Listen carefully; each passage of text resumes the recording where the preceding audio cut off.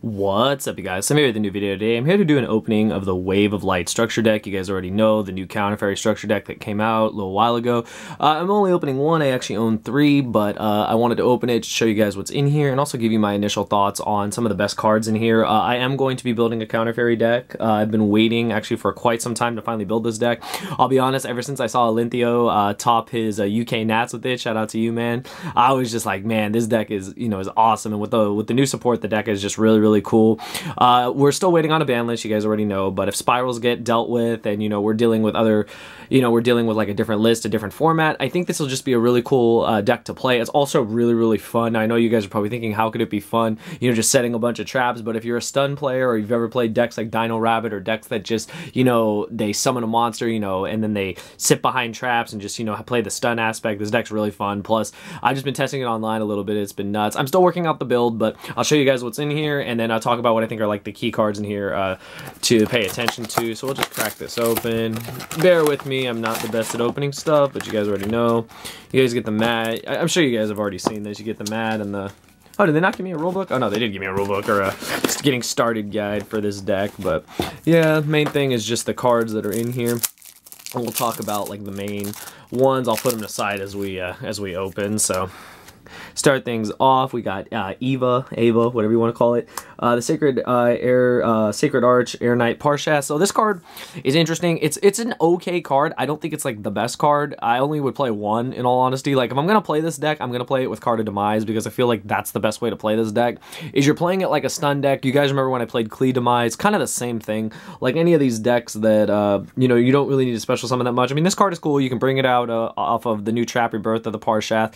But I mean, it's an okay card. Like, I actually, in testing online, like I hard drew it, which is like one of the worst things, but I actually was able to summon it through its effects, so it was decent. Then we've got, what is this? The Power Angel Valkyria. I'm actually not playing this, like, in my build yet, but I have seen some builds that do, so I actually do want to test this out. It's pretty cool. It's if you negate the activation of spell trap or monster effect, you can add a fairy monster from your deck to your hand. So basically, it's like a rota for your, basically for your fairies. So, I mean, it's not that bad. 1800 is decent, plus with this card, I think this is one of the best cards in the deck, the Sanctum of Parshat. The monster would go to, it gains 300, so it would go to 2100.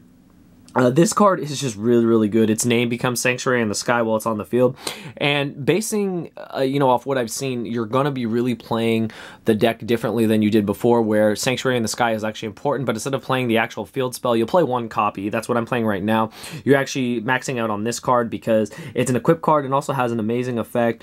First off, all your fairy type monsters, they gain 300 in attack, but the best part is that spell and trap cards cannot be targeted or destroyed by card effects. That's crazy. And then once per turn, you can target a total of 3 fairy monsters and or counter traps with different names in your graveyard, place them on top of your deck in any order. So it's almost like a Daigusto Emerald minus the shuffle. You just kind of get to stack your deck with what you want. Plus, if you have Bountiful Artemis, you already know what you're drawing into, so it's pretty cool. I really like this card. And then the other new card, Rebirth of the Parshat. So when a spell trap or monster effect is activated, reveal one counter trap in your hand, then discard one card to pay 1,000 life points, negate the activation. If you do, shuffle that card into the deck, then you can special summon one Parshat monster from your deck or extra deck.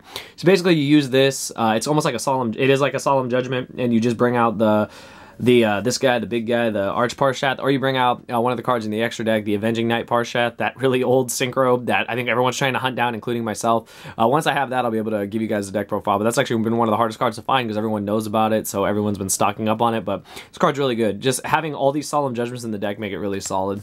And this is actually one of my favorite cards that came out in the deck, Minerva, Scholar of the Sky. You guys already know, if its name is Minerva, I'm gonna like it. Shout out to Real Bay, but this card is amazing because every time a counter trap is activated, immediately after it resolves, this card gains 500 attack. And if it does, and the Sanctuary in the Sky is on the field, you get to basically rota a counter trap with a different name from your graveyard to your hand. That's crazy. You're able to get cards back from the graveyard, and this card just gains a permanent 500. This card gets huge. I actually got this card up to 35 in testing last night, so this card was really cool. I really like this card. I'm really glad they gave support like that. Then you have other cards like Neo Parshat, the Sky Paladin. That's kind of whatever. A lot of these cards are kind of whatever. Old school Air Knight Parshat. Now, this is one of the cards that's interesting. Meltiel, Sage of the Sky. So I haven't decided how many copies of this I want to play in the deck yet. I think I'm only playing one right now, but its effect is kind of cool. Each time a counter trap is activated immediately after it resolves, you gain 1,000 life points, and if you do, and the Sanctuary of Sky is on the field, you destroy one card your opponent controls. So basically, if you have the Sanctum of Parshath, which takes the name of Sanctuary in the Sky, or you actually have the copy of Sanctuary in the Sky, this card gets to pop a card too, so that's pretty cool. Then you have some other cards, of course. Harvest Angel of Wisdom. We're not going to be playing that card, but it was cool back in the day. This is one of the MVPs. You guys already know Bountiful Artemis. The reason why Counter Fairies are so good. Every time one resolves, you draw a card, they stack. So if you have multiple, you draw multiple cards. Nuts. Then you have other cards, Layered, the Liberator. Probably not going to play that. Guarding Ariande. This card is nuts. This card makes it to where your Ultimate Providence is free, your Solemns are free. I mean, this card is absolutely insane. Doesn't conflict with Card of Demise. If you draw it, you set in the scale. Card's nuts. Definitely playing that card. Then you have Archlord Christia. We're not, like I said, we're not going to be really putting our fairies in the grave, so a lot of these cards aren't going to be used. A Splendid Venus, Athena, Tethys, Hecatrice. Hecatrice is cool, but Hecatrice only searches Valhalla, so it doesn't really help with what we're trying to do. Jellin Duo, an old school favorite. One of my favorite cards that I used to side in Dark World because of Michael Balan. Card is nuts. Just was nuts during a Rabid format because they struggled to get around this card and it bought you a lot of time. Nova Summoner. Honest. Then, of course, you have the Heralds. You have the Orange Light, Green Light, Purple Light. I mean, these cards are cool if you're going to play like a more like fairy-based deck, like a heavy like fairy-based deck. I mean, they can negate stuff, you know, monster effect, spell effect, trap effect. I mean, they're not bad, but they're definitely not the route we're going for in Counter Fairy Demise. Then you have other cards like Guiding Light, DD Sprite, Hinuwada, because no one wants to get burned for damage, but those aren't really any of the cards we're going to play. That's all the monsters the deck comes with. Then you have the Sanctuary in the Sky. This actually is a main player in the deck. You have the 3 copies of Sanctum of Parshath, and you also play 1 copy of this. You don't have to play Terraform. You play 1 copy of this because you just want to have this as a backup. Like, if you don't see your Sanctum of Parshath, you at least want this card on the field because so many cool things can happen as long as you have a Sanctuary in the Sky on the field. So, at least 1 copy. Cards from the Sky, you guys already know. This that draw card that people tried to play back in the day. It was okay, but I mean, you're not able to special summon or conduct your battle phase, so it really wasn't that good. Celestial Transformation, not going to play that. Valhalla, I mean, Valhalla's cool. Like, Valhalla was cool like when we played other fairy decks, but it's just not that solid right now. Now, Ties of the Brethren. This is a card that I am testing right now, and card's pretty good. You guys already know you can bring out multiple guys, and then, you know, with multiple guys, more stuff can happen every time you activate a counter trap. So this card's pretty good. I watched my boy Sam's deck profile, and he talked about how important this card is. It does conflict with Card of Demise, but basically, if you Demise first, or you Ties of the Brethren first, you have a Card of Demise for next turn. So card's really solid. I feel like we do have to play that card. Light of Judgment, Miraculous Descent. Synthetic, what is that? Synthetic, Seraphim. A lot of these cards like aren't going to be used, unfortunately, but then you have cards that will be used. Divine Punishment. Now, this is a Solemn Judgment. When a spell, trap, or monster effect is activated while a Sanctuary or Sky is on the field, negate the activation if you do destroy it. That's why the Sanctum of Parshath is so important, and that's why the Sanctuary in the Sky is so important, because we want to be able to play this, and it's just nuts. Like, Solemn Judgment is Solemn Judgment. At least we have a way to actually play Solemn Judgment in 2018. Dark Bribe. Shout out to Gage. Calm and Solemn Warning. I just think that's cool they put Calm and Solemn Warning in here. A lot of these reprints are great, by the way. Ultimate Providence, you guys already know. The Solemn Judgment, if you have Guiding Ariande, you don't pay the cost, so you don't have to reveal a card or discard a card, so nuts. Drastic Drop-Off. I actually really like this card. I don't know how many people are actually playing this card, but this card is absolutely insane. So far, it's been crazy in testing because if you keep recycling this, every time your opponent draws, like, you just keep making them ditch their card. Like, that's nuts. Do you have Bountiful, you draw a card. Like, I really like this card. I feel like this is definitely going to be a card I play in the deck. Recall. Recall was a cool card. It's okay. It's when your opponent activates a monster effect, your opponent draws 1 card, you negate the effect, and if you do, destroy it. I mean, your opponent will draw a card, but a lot of times, like, that doesn't matter as long as, you know, you're getting rid of a problematic monster, because if that's their normal summon, they're activating the effect, and you negate it, hopefully they don't have another way to have another normal summon or keep going, so this card's not bad. And that wraps it up for the deck. The last thing that it comes with is a Synthetic Seraphim token, and of course, Duel Links. Play Duel Links. Duel Links is fun. So, my initial thoughts, I think the deck is great. You do need 3 copies, though. You definitely need to get 3 copies of the deck. And the main cards I feel that are really going to, you know, shine in the deck. Of course, it can be Bountiful Artemis. Definitely Minerva.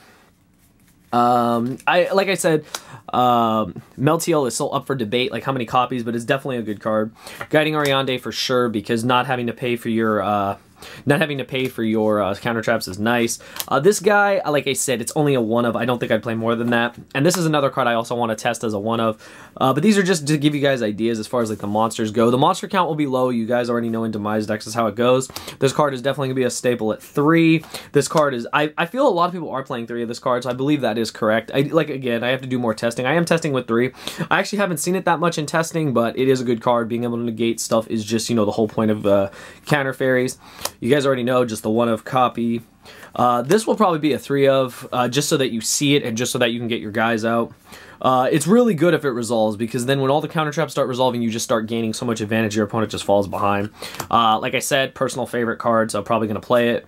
Another just staple card. These Solemn Judgment cards are just so ridiculous, and with Sanctuary in the Sky and with Guiding Ariande, like not having to pay the cost for this is just like insane. And then this is up for debate. I actually don't think I'd play this, but these would definitely be the cards I'd play. But yeah, overall, I think that the structure deck is excellent. It's a good, you know, like I said, you just pick up 3 of them. It's like 30 bucks. You're able to build a counter fairy deck, and you know, you can just include other things like Solemn Judgment. I mean, Solemn Warning is already a common. You guys already know in this deck, and also Solemn Strike has been reprinted, so Solemn Strike is definitely an option and definitely a card that should be in your deck. So yeah, overall, I think the deck is great. Let me know what you guys think in the comments below. You guys want to see my deck list for us, be sure to smash that like button. Be sure to give me any ideas you guys have for counter fairies, and as I'm building it, you know, I'll take your suggestions in you know, into consideration, test them out, and then before I present the deck list, be sure that I've done all the testing I need to present you guys with one of the best lists I can. So yeah, hope you guys enjoyed the video. Be sure to smash that like button. Let me know your thoughts on counter fairies. Do you feel that with the new ban list they'll be able to compete? And yeah, let me know what you guys think. I'll see you guys next time. Thank you for watching.